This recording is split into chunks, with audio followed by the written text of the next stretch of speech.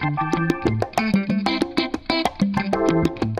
sveiki visi, keliauju toliau šiandien po Vilkaviškio kraštą ir žinokit, kažkaip man šiandien sekasi. Aš ne tik, kad labai gražius laukus užtinku, bet aš tokias vietas įdomesnės, apie kurias aš iki šiol tikrai nebuvau girdėjus. Ir dabar čia stoviu prie šventos vietos Lietuvoje. Pasakykit, kaip vadinasi? Mažučių šaltinėlis. Mažučių šaltinėlis. Tai jeigu kažkam nesiseka, negerai, atvažiuokit čia, sako, čia per amžius tikrai padėdavo žmonėm. Dabar šnekinu čia vietinį ūkininką. Stovim prie jo lauko ir tai ar šaltinėlis padeda, ar kažką kitą darot? Tai biskį darau ir kitą. Ne tik švestą vandenį laistą. Bet tai naudojat iš šaltinėlio vandenį? Ne. Jau galvoju. Tai papasakokit, atvažiavam čia dėl to, kad girdėjau, kad tikrai naudojat ir, kaip sakėt, visur naudoju megafolį.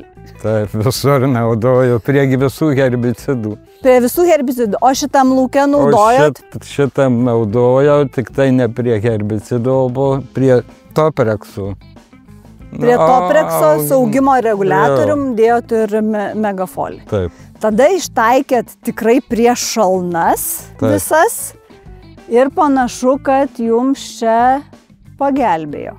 Nes rapsas tikrai matosi, kad šalnų gavęs, bet jisai atrodo gerai, kad liktai žada kažką. Bus matyt. Bus matyt, ne Piščiukus rudenį skaičiuosiu. Taip, tikrai taip. Pasakykit dabar, visur naudoja. Tai kviečius irgi purškėt su megafoliu? Ir su herbicidais dėjot megafoliu? Dar cukrinius. Cukrinius. Na, aišku, šitam krašte cukriniai, taigi čia duona jūs, taip. O dabar cukrinius gal visai ir neseniai purškėt? Jo, prie savaitę. Vakar savaitė buvo. O jau šalnos buvo praėjusios? Ne, tai dar ne visos buvo. Nu, čia per vidurį tų šalnų, kaip buvo tas tarpas. Kur jo truputėlį atleido. Taip, nes labai piktžolės ėjo, nu ir šiandien buvo nuvažiavęs į tuos cukrinius, nu gerai jie ten. Tik tai, kad piktžolės išvirstų iki galo. Porunkelė tai gerai atrodo. Gerai atrodo, žali. Nu tai super, nes aš čia kiek girdėjau prieš tai, kad yra pažeidimai tie šalnų ant cukrinių labai jaučiasi. Nežinau, nelabai aš ten. Tikėkim, kad megafolis padėjo. Dėl ko renkatės megafolį? Nu ką žinau, ekologiškas.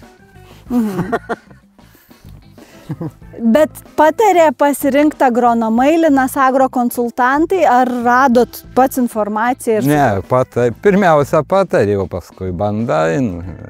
Ar pirmi metai naudoja? Ne, antri jau. Antri jau? Jo. Tai jūs jau su patirtim tada.